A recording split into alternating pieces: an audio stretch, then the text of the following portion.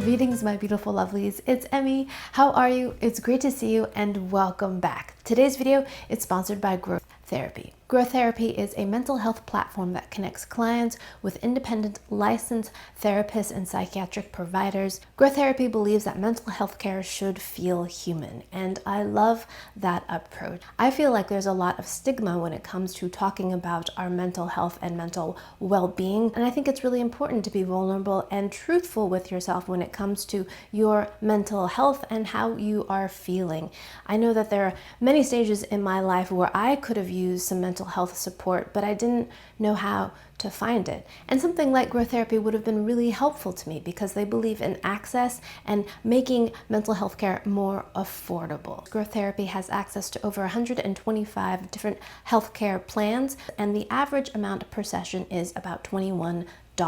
And depending on your plan, that can be as little as $0.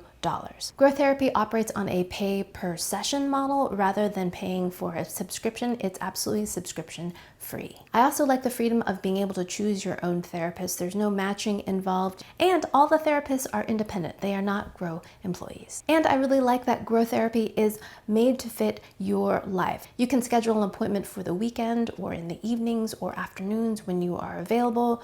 So grow into the person that you've always known that you could be with Growth Therapy. You can click the link down below or scan the QR code above and get support finding a therapist. Big thanks to Growth Therapy for sponsoring this video and for allowing me to make better videos for all of you. Alright, my lovelies, today we're going to be making yellow cake box mix, but we are not going to be listening to the box. We're going to be listening to Kendric Jacobs. Have you seen this video that's been going around? It's terrific. Kendric describes how the box tells you to make yellow cake, but he says do not listen to that, listen to him. So that's what we're going to be doing today. We're going to be taking 2 boxes of mix and making one as instructed by the box and one as instructed by Kendric, because we were going to compare and see what the difference is. I love it. I love it when people take recipes upon themselves and say, you know what, this is not what I want. I want to make it better. It sounds better, first of all, because we're going to be using better ingredients. Instead of water, we're going to be using milk. Instead of oil, we're going to be using butter. So already we're starting off strong. So let's go ahead and make some cake mix. So the cake that we're going to be making today is a yellow cake with chocolate frosting as shown on this box. I have heard some people call this chocolate cake, which flabbergasts me because to me this is yellow cake, but because it has chocolate frosting on it, some people do call this chocolate cake. At any rate, I call it yellow cake. Kendric specifically says yellow cake with chocolate frosting. We will be using a store-bought frosting as well, but that will be explained later. Any kind, he says, it can be butter or yellow. I am choosing the Betty Crocker Super Moist Butter Recipe Yellow. And sure enough, on the box it says water, butter, and eggs. In Kendric's video, he said they used oil, and that's what I've read in some box mixes, and I think I'm going to use oil because I really want to taste the difference. But this one says butter. Interesting. So Betty Crocker says to use butter, but in Duncan Hines, they say oil. And Pillsbury also says to use oil. So I'm going to use oil because that's what's stated in Kendric's video, and also these 2 other mixes use oil, and I want to know if I can taste the difference between the oil and the butter. So first of all, this says to bake it at 350 degrees. So I have my other oven preheating at 350. Kendric says to reduce the temperature down to 315. So I have my oven heated at 315. Next, we're going to prepare our pans. I've got disposable 9 by 12 inch pans, 9 by 13 inch pans, disposable ones, because this is also called knife in pan cake because it's so good you just leave the knife in the pan. Love that. Kendric says that we're supposed to be baking it in a 9 by 11 pan to make it a little bit smaller because it's going to make a taller cake, right? So let's prep the regular pan.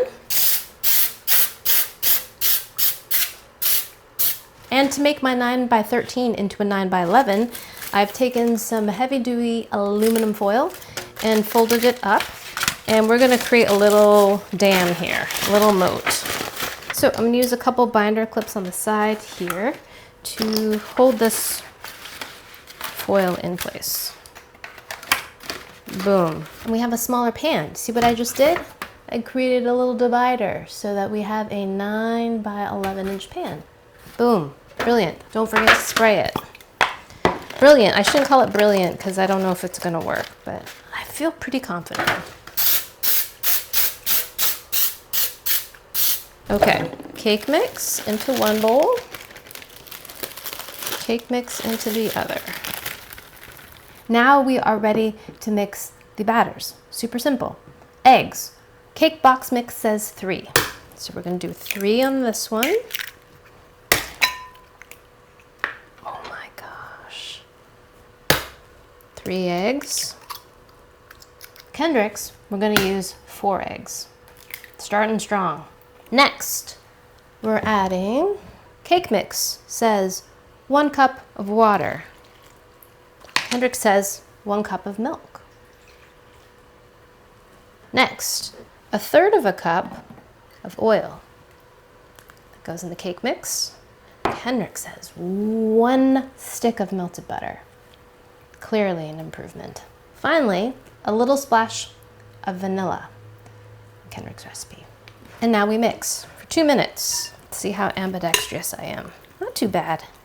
So, for my birthday, my brother got me a gift because recently I've been taking boxing, and he got me this, it's called box ballin'. Essentially, it's a squishy foam ball that's attached to a piece of elastic that's then attached to your forehead. And then you punch the ball as it springs back to you. And you look really, really goofy. But my youngest and I are fanatics. We practice every day. And we don't care if we look goofy. It's the whole gestalt of it all. It is what it is, but we love it. He is better at it than I am, a lot better at it than I am, but I'm getting there.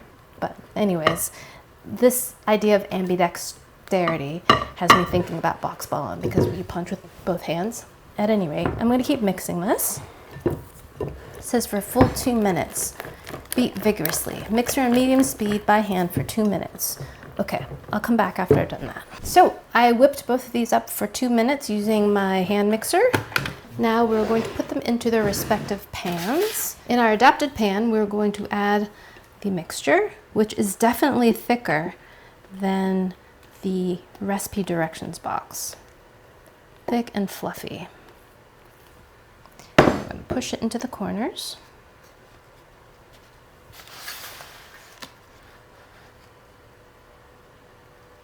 So now into a 315 Fahrenheit oven for about 36 minutes. So an additional 10 minutes in terms of baking time, but we reduce the temp. And when a toothpick inserted comes out clean, we know it's done. So that goes in. And now let's do the conventional. Definitely a runnier batter.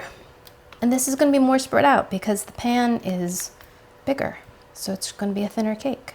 And this batter, I've noticed, is a little less yellow, which makes sense because we have 1 fewer egg. Okay, this is going to the standard 350 oven for 26 minutes. All right, lovelies, I'll be back once our cakes are cooled, and then we will frost them and then taste them. See you in a little bit. Alrighty, my lovelies, I'm back with our baked and cooled cakes, and they look great. So here is the conventionally baked cake. Looks like a standard yellow cake, shrunk from the sides. Good indication that it's fully cooked. These both came out of the oven 2 minutes early, so be sure to check before the time that's stated because everyone's ovens are different, right? This one looks a little bit browner on top, a little bit more golden, the conventional versus the Kendric recipe where we used a smaller pan, and this little dam that I made worked just fine.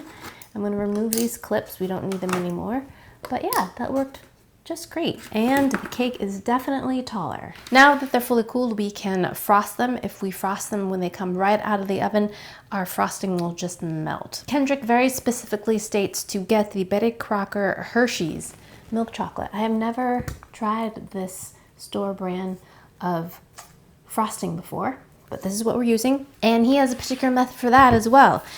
Rather than smearing it onto the cake, which I'm going to do for the conventional one, he recommends placing it in the microwave for about 15 seconds to get nice and kind of pourable. Then we pour it on the cake. Now, I know from experience that if you have any packaging with a little bit of foil, any of this foil, don't put it in the microwave. Make sure you get all the little bits of foil off. So we are completely defoiled. I don't see any more metal. That is good. These little thin bits like to spark in the microwave. So first off, that smells great. There's our frosting. So I'm gonna put it in for 15 seconds. For the other one, we are going to spread it. Kendric says that we can tear up the cake if we spread it without heating. This is the warmed frosting. It smells very chocolatey, and I'm sure it's going to be sweet because it is frosting. I think that's pretty pourable. 15 seconds. Let's do it, because if it's too liquidy, we're going to have to wait for it to set up a bit. And I want to eat this cake now. So I think this is pretty pourable. So let's do it. Here is the Kendric cake. And oh yeah, look at that.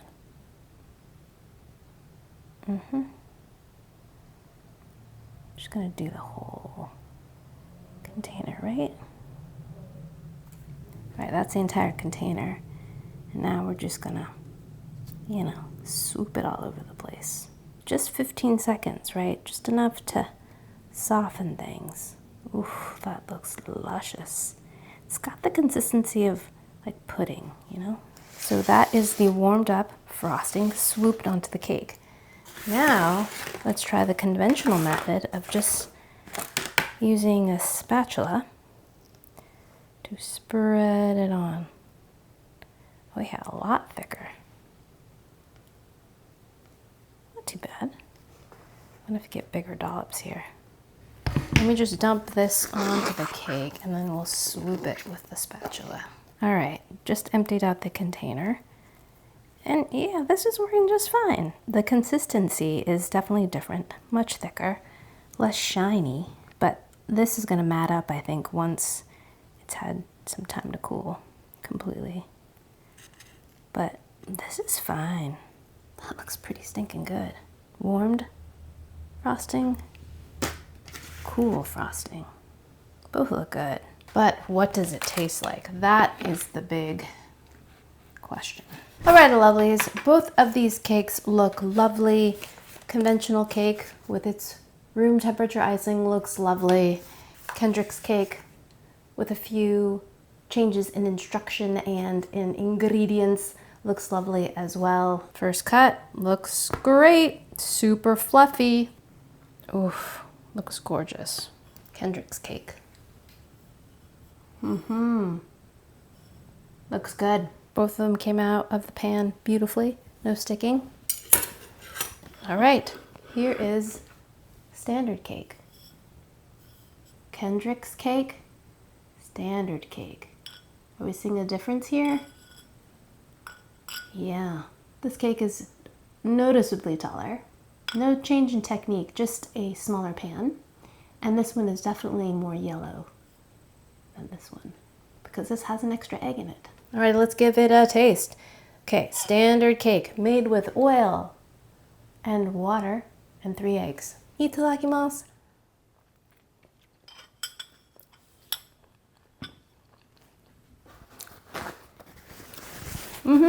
It tastes pretty good to me, especially for a cake mix. It's very, very fluffy.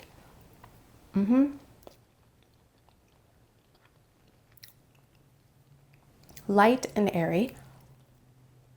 Not dry. Because we took it out 2 minutes before the cooking time, it was done. The toothpick came out clean, so make sure you check it early so it's not dry. The frosting is very sweet, but for a chocolate frosting, it's one of the better chocolate frostings I've had. It actually tastes chocolatey. It does have an industrial taste to it, like a large scale taste to it. Kind of similar to a cake that you might find at a grocery store, but fresher. Better than a store bakery, but similar kind of flavor. I think especially in the frosting. Cake's not bad though. Alrighty, same cake, but a few ingredient changes. Let's see if it makes a difference. So, I like the color. Itadakimasu.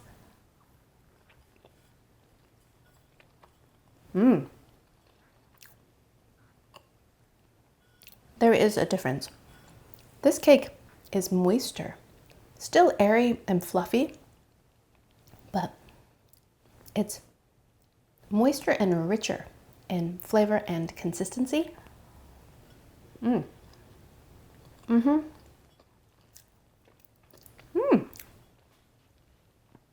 It's definitely noticeably better. Now, while the frosting does taste the same, I think I like it better warmed up.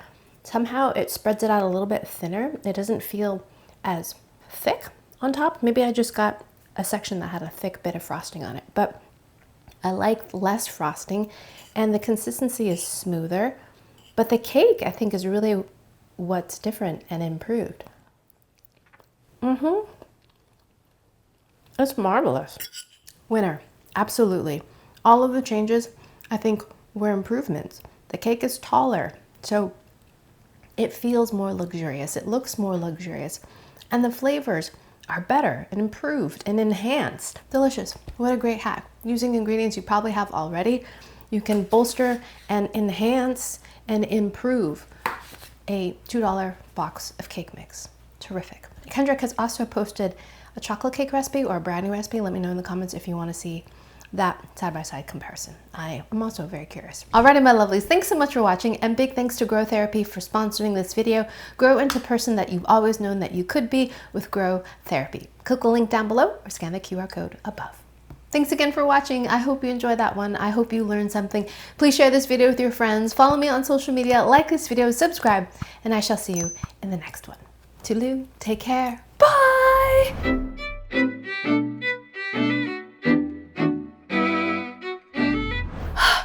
Oh my gosh, I need to get my hair off my neck. This is why I chopped off all my hair, because it's just, in the summertime, it's just too much. It's just too much.